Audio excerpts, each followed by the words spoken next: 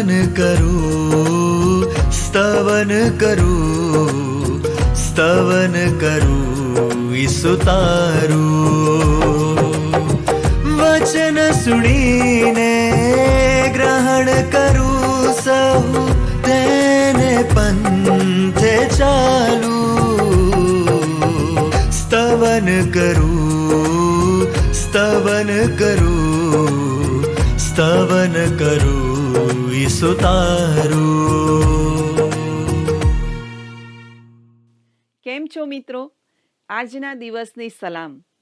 આ સમયે આપ નિહાળી રહ્યા છો સ્તવન બાઇબલ અભ્યાસ કાર્યક્રમ. આ કાર્યક્રમ દ્વારા આપ સર્વને બાઇબલના દરેક પુસ્તકની સરળ ભાષામાં ઊંડાણપૂર્વક સમજ આપવામાં આવે છે. આપ સર્વ નિયમિત રીતે આ બાઇબલ અભ્યાસમાં જોડાયેલા રહો છો અને વિશેષ તો તમારા પ્રતિભાવો પણ અમને જણાવો છો, માટે આપ સર્વનો ખૂબ આભાર. આજે આપણે યર્મિયાના પુસ્તકના અંત ભાગમાં આવી ગયા છીએ. આજે યર્મિયાના 49થી 52 અધ્યાય આપણે જોવાના છીએ. તેમાં ઇસરાયેલના આસપાસના રાષ્ટ્રો માટેની ભવિષ્યવાણીઓની સાથે સાથે ઇસરાયેલ પ્રજાનો બચાવ ઈશ્વર કેવી રીતે કરે છે તે જણાવવામાં આવ્યું છે. તો ચાલો મિત્રો, આજના અભ્યાસમાં આગળ વધીએ.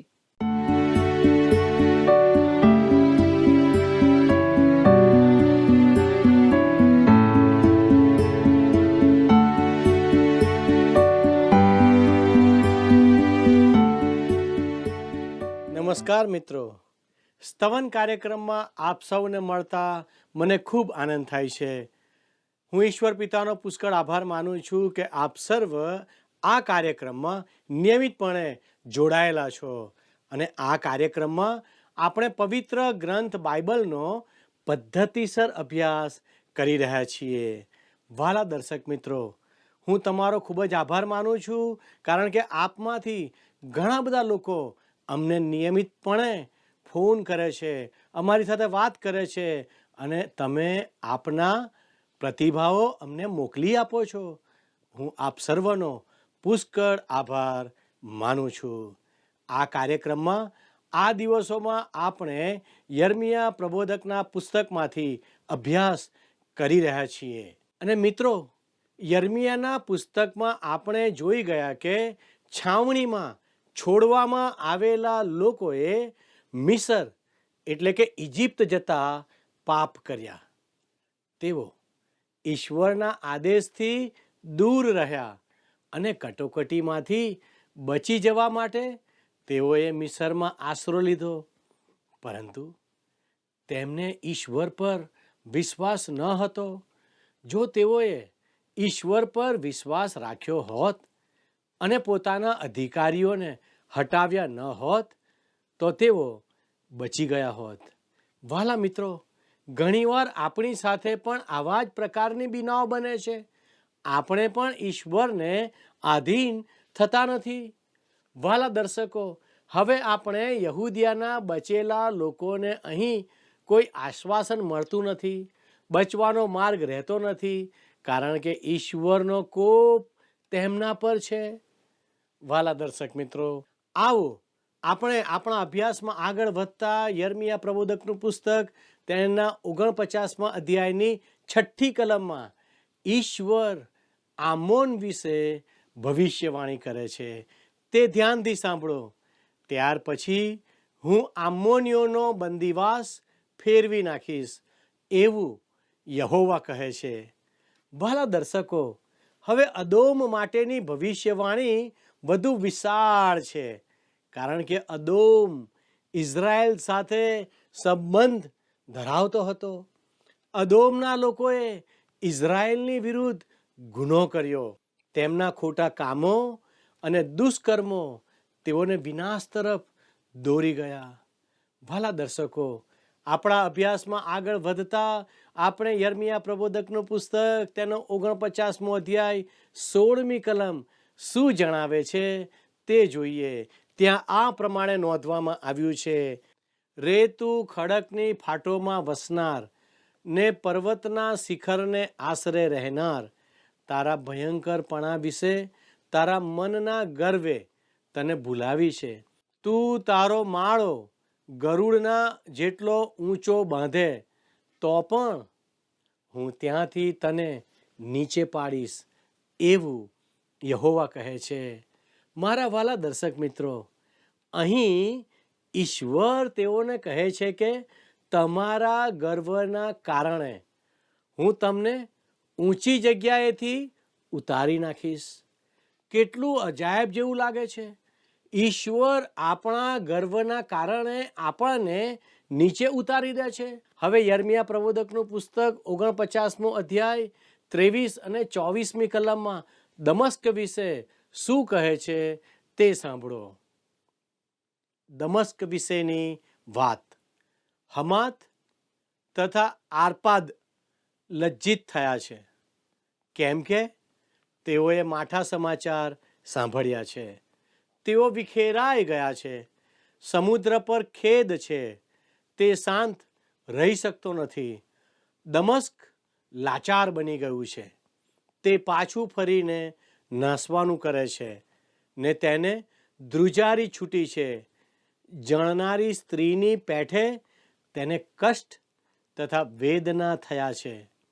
વાલા દર્શક મિત્રો, દમસ્ક શહેર સદીઓથી ઐતિહાસિક અને આર્થિક મહત્વ ધરાવતું હતું. તે તો આનંદનું શહેર ગણાતું હતું. પરમેશ્વરે પણ તેનો નાશ કરી નાખવાનું નક્કી કર્યું. દમસ્ક લાચાર થઈ ગયું છે. તે દુઃખી છે, કષ્ટો અને વેદનાથી પીડાઈ રહ્યું છે. ત્યાં દુઃખ અને દુઃખ જ દેખાય છે. ઈશ્વરે દમસ્કનો પણ ત્યાગ કર્યો છે.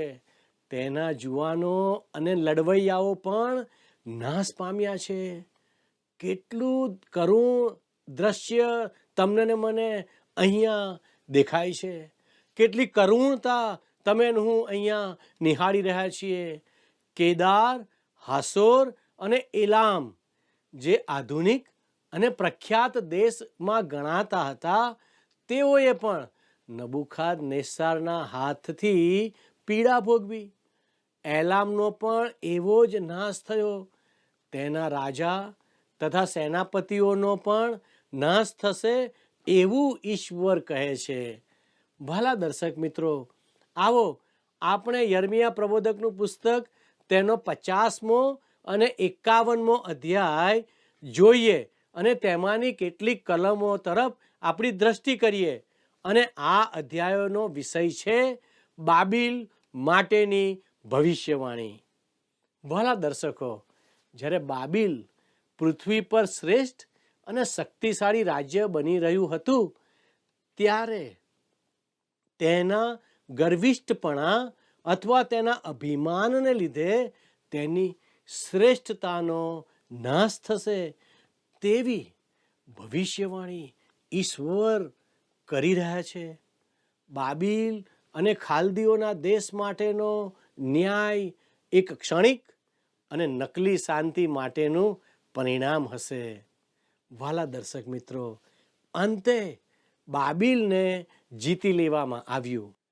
યર્મિયા પ્રબોધકનું પુસ્તક તેનો 50મો અધ્યાય અને બીજી કલમ જણાવે છે, તે ધ્યાનથી સાંભળો. પ્રજાઓમાં પ્રગટ કરીને સંભળાવો, ઝુંડો ચઢાવો, પ્રગટ કરો ને ગુપ્ત ન રાખો. કહો કે બાબિલને જીતી લેવામાં આવ્યું છે. બેલ લજ્જિત થયો છે. મોરેદાખના ભાંગીને કકડે કકડા થઈ ગયા છે.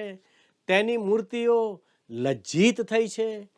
તેના પૂતળા ભાંગી તૂટી ગયા છે. મારા વાલા દર્શક મિત્રો, આ વચન પ્રમાણે બાબિલ લજ્જિત થયું છે. તેનો ગર્વ તૂટી ગયો છે. પ્રતિમાઓની ભક્તિ તરફ ફરી જઈને દેવના વારસાને લૂંટનાર બાબિલ દેશ કનિષ્ઠ ગણાવા લાગ્યો છે. ઈશ્વરે બાબિલની જાહો જલાલીને ખતમ કરી નાખી અને આખો દેશ પાયમાલ થઈ ગયો. કેટલી બધી કરુણતા! મારા વાલા દર્શક મિત્રો, પવિત્ર ગ્રંથ બાઇબલમાં યર્મિયાનું પુસ્તક તેનો 50મો અધ્યાય તેની 38 થી 40 કલમમાં લખ્યું છે, તેના જળાશયો પર સુકવણું આવ્યું છે. તેઓ સુકાઈ જશે, કેમ કે તે કોતરેલી મૂર્તિઓનો દેશ છે ને તેઓ પોતાના પૂતળા ઉપર મોહિત થયા છે. તેથી ત્યાં જંગલી પશુઓ તથા વરુઓ વસશે ને તેમાં સહામૃગો રહેશે. તે સદા નિર્જન રહેશે અને ત્યાં પેઢી દર પેઢી કોઈ વસશે નહીં. યહોવા કહે છે, દેવે સદોમ ગમોરા તથા તેઓની પાસેના નગરોની પાયમાલી કરી, ત્યારે જેવું થયું તેવું ત્યાં થશે. એટલે ત્યાં કોઈ માણસ વસશે નહીં અને તેમાં કોઈ પણ માણસ મુકામ કરશે નહીં. વહાલા દર્શક મિત્રો, અહીં ઈશ્વર જણાવે છે કે બાબેલની ભૂમિ સુકાઈ જશે અને તેમાંના જળાશયોના પાણી પણ સુકાઈ જશે. એનો મતલબ કે ત્યાં પાણી હશે નહીં, તેમાં વસ્તી પણ થશે નહીં. તેનો વિનાશ જોઈને એ રસ્તે જનાર તેના પર ફિટકાર કરશે. વહાલા દર્શક મિત્રો, હવે ઇઝરાયેલના બચાવની આશા આપતા યર્મિયા પ્રબોધક પવિત્ર ગ્રંથ બાઇબલમાં યર્મિયા 50:4 જણાવે છે કે યહોવા કહે છે, તે દિવસોમાં તથા તે સમયમાં ઇસ્રાયેલના પુત્રો તથા યહૂદિયાના પુત્રો ભેગા થઈને આવશે. તેઓ રસ્તે રડતા રડતા ચાલ્યા જશે ને પોતાના દેવ યહોવાને શોધશે. ભલાઓ, ઈશ્વર આ વચનમાં કહી રહ્યા છે, હવે હું ઇસ્રાયેલ અને યહૂદાના પુત્રોને વિશાળ સમુદાયમાં ચલાવું છું. તેઓ પાપમાંથી પાછા ફરીને પોતાના દુઃખોમાંથી મુક્ત થશે.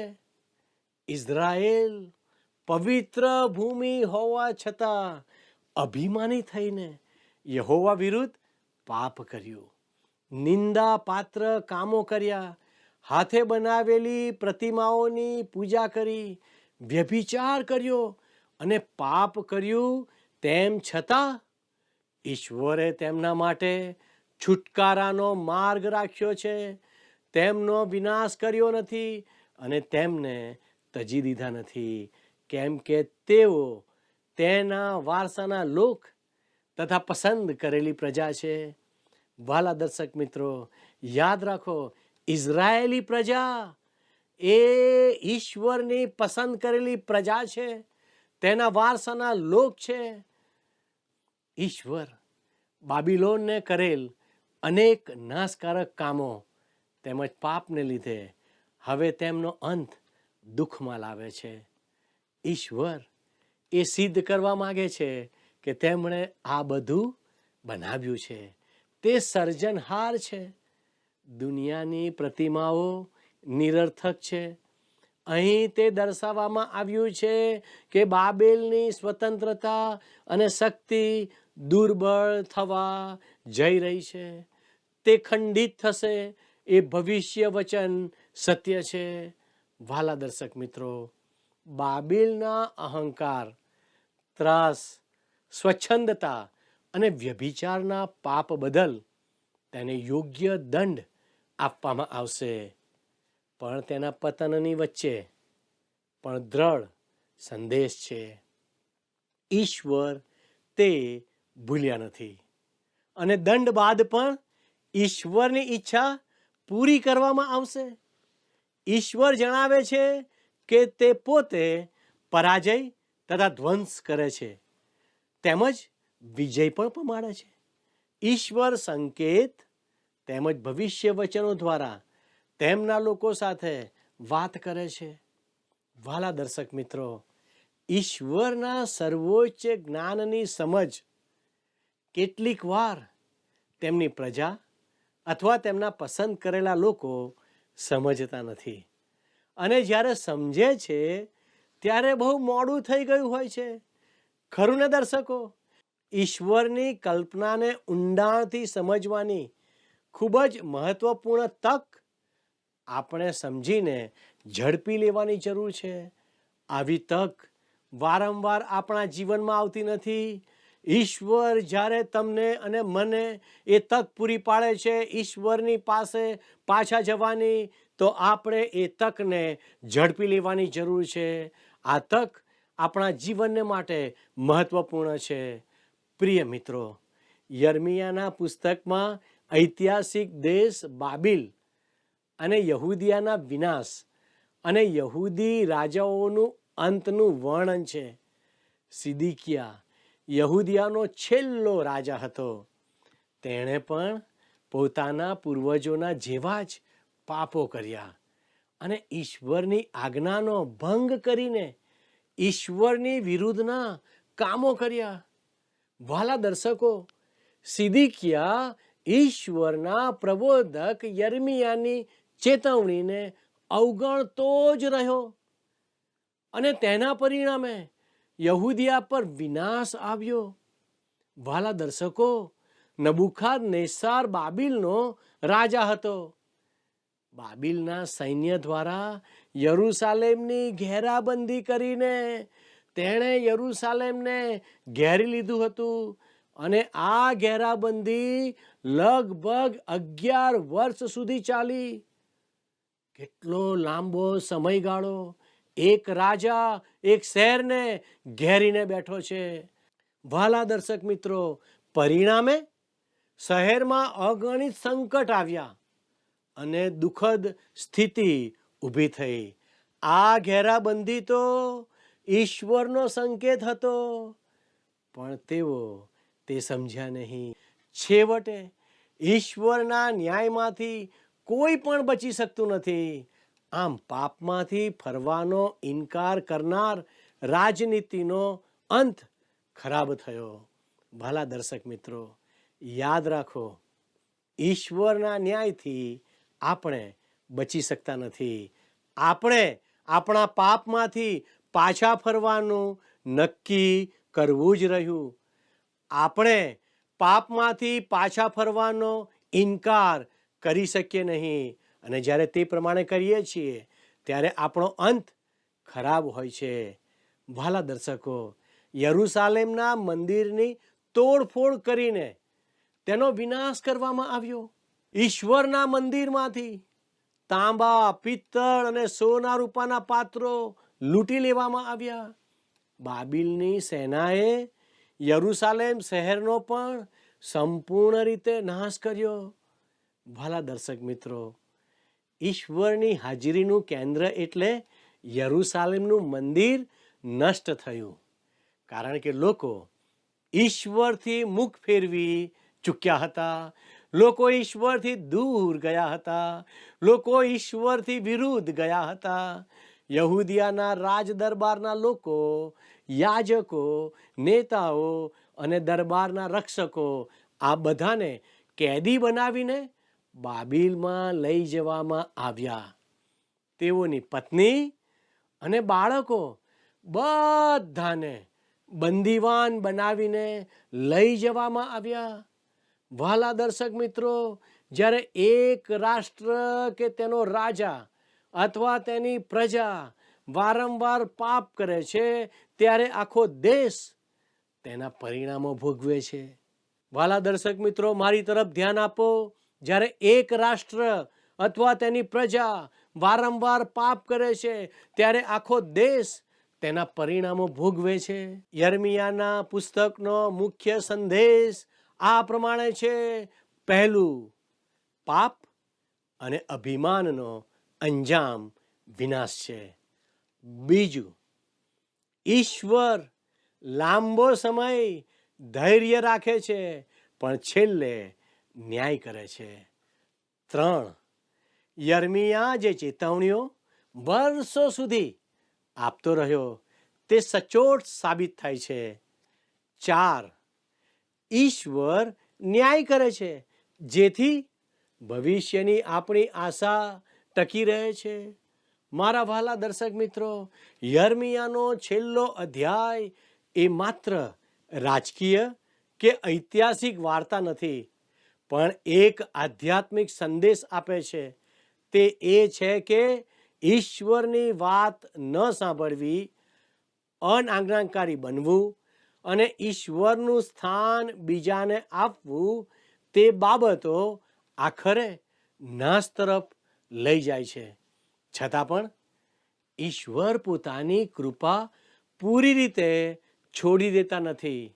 આપણી આશા હંમેશા જીવંત રહે છે. તે પાપની કબૂલાત અને મુક્તિ તરફ દોરી જાય છે. ભાલા દર્શક મિત્રો, યર્મિયા પ્રબોધકના પુસ્તકનો અભ્યાસ અહીં પૂરો થાય છે. હવે પછી આપણે એક નવા પુસ્તકના અભ્યાસમાં આગળ વધીશું. તે પુસ્તક કયું છે તે જાણવા અમારા આ અભ્યાસમાં નિયમિત જોડાયેલા રહેશો. અને યાદ રાખો, ઈશ્વરે મને અને તમને પાપોની માફી આપી છે. શું તમે અને હું આજે એ ઈશ્વરની સમક્ષતામાં એ પાપોની માફી માંગવા માટે આવી શકીએ છીએ? ઈશ્વર આજે આપ સર્વને મદદ કરો કે તમે એ ઈશ્વરની સાથે જોડાયેલા રહો, ઈશ્વરની બીકમાં રહો અને ઈશ્વરના સાનિધ્યમાં રહો. આવો આપણે પ્રાર્થના કરીએ. વાલા ઈશ્વર પિતા, અમે તમારો આભાર માનીએ છીએ, કારણ કે તમે તમારી કૃપામાં અમને યર્મિયા પ્રબોધકના પુસ્તકનો અભ્યાસ કરવાને માટે મદદ કરી. પવિત્ર દેવ, તમે અમને મદદ કરો કે અમે પ્રભુ નમ્ર બનીને તમારી સમક્ષતામાં આવી જઈએ. અને દેવ, તમે અમને બચાવી લો. મને બચાવો, મારા કુટુંબને બચાવો, મારા પરિવારને બચાવો, મારી મંડળીને બચાવો, મારા લોકને બચાવો. પવિત્ર પ્રભુ, અમે તમારા હાથોમાં સોંપાઈએ છીએ અને તમારા વચન પ્રમાણે જીવન જીવવાને માટે અમને મદદ કરો. અમારી આ પ્રાર્થના ઈસુના નામમાં માગીએ છીએ. આમેન. વહાલા દર્શક મિત્રો, જો આજનું પ્રસારણ આપને ગમ્યું છે, જો આજના અભ્યાસથી ઈશ્વરે આપની સાથે વાર્તાલાપ કર્યો છે, તો હું આપના ફોનની રાહ જોઈ રહ્યો છું. ઈશ્વર આજનો આશીર્વાદ આપ સર્વને આપો અને ઈશ્વર આપ સર્વની રક્ષા કરો અને આપની સર્વ જરૂરિયાતો ઈશ્વર પરિપૂર્ણ કરો. એ જ આશા સાથે હું આપની વિદાય લઉં છું. આમેન.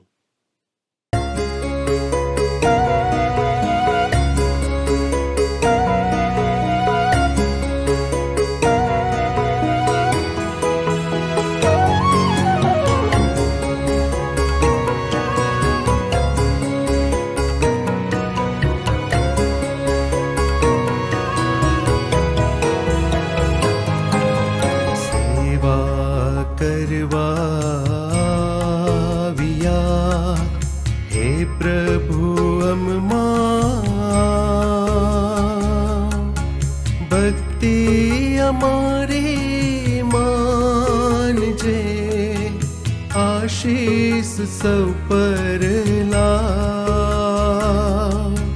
आशीष सब पर ला.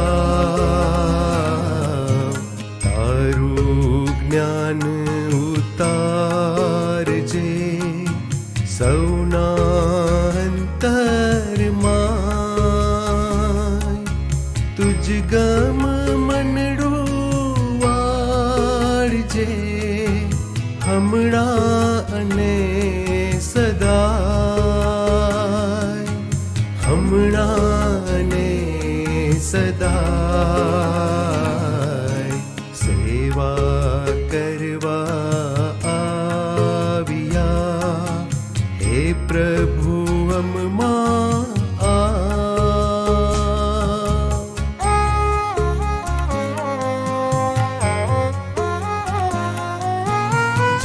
ચિંતાના કાઢજે મનથી સર્વ વિચાર, તારી વાતોનો થજો અમમાં બહુ વિસ્તાર.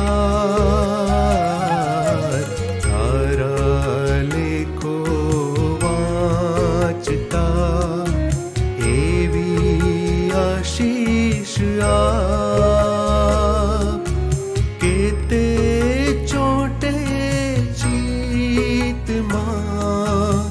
માટે તેને સ્થાપ, માટે તેને સ્થાપ. સેવા કરવા આવ્યા, હે પ્રભુ અમમાં આવ.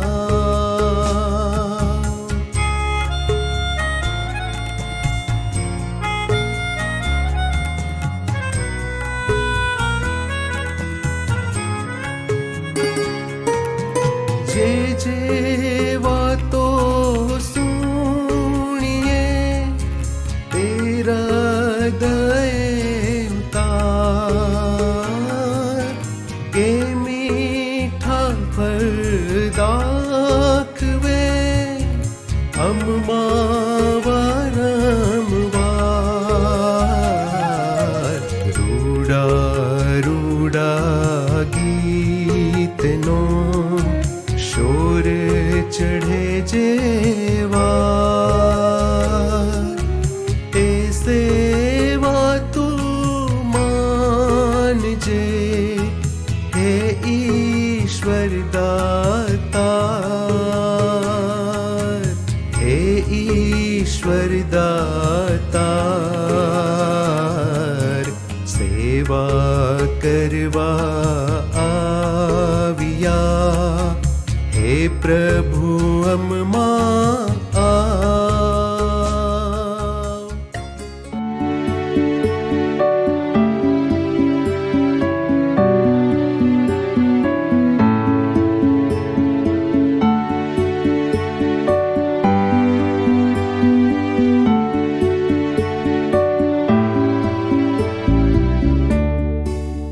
મિત્રો, આજે આપણે જોયું કે યરુશાલેમના મંદિરની તોડફોડ કરીને વિનાશ કરવામાં આવ્યો.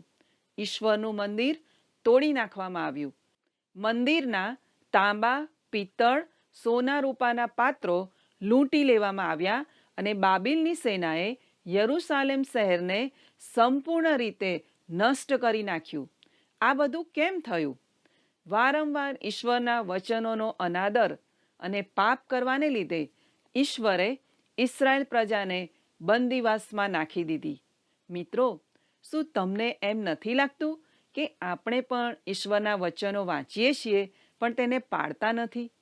શું આપણે આપણા જીવનમાં ઈશ્વરને પ્રથમ સ્થાન આપવાનું ભૂલી ગયા છીએ? પાપના બંદીવાસમાંથી છુટકારો પામવા આજે પણ પ્રભુ ઈસુ તમને બોલાવી રહ્યા છે. મિત્રો, આ કાર્યક્રમ વિશે આપના પ્રતિભાવો અમને ચોક્કસ જણાવશો. તે સાથે અમારા આજના પ્રશ્નનો જવાબ પણ જરૂરથી આપશો. તે માટે અમારો સંપર્ક નંબર છે 94 29 37 56 10 9429375610. મિત્રો, અમારો આજનો પ્રશ્ન છે, યહૂદિયાનો છેલ્લો રાજા કોણ હતો? એ યોશિયા, બી નબુખાદનેસાર, સી સિદકિયા, ડી હોશિયા. મિત્રો, અમારા ગત પ્રશ્નનો જવાબ છે ડી ઈસવીસન પૂર્વે 604. ધન્યવાદ. શું તમને આ કાર્યક્રમ ગમ્યો? અત્યારે જ અમને મિસ કોલ કરો.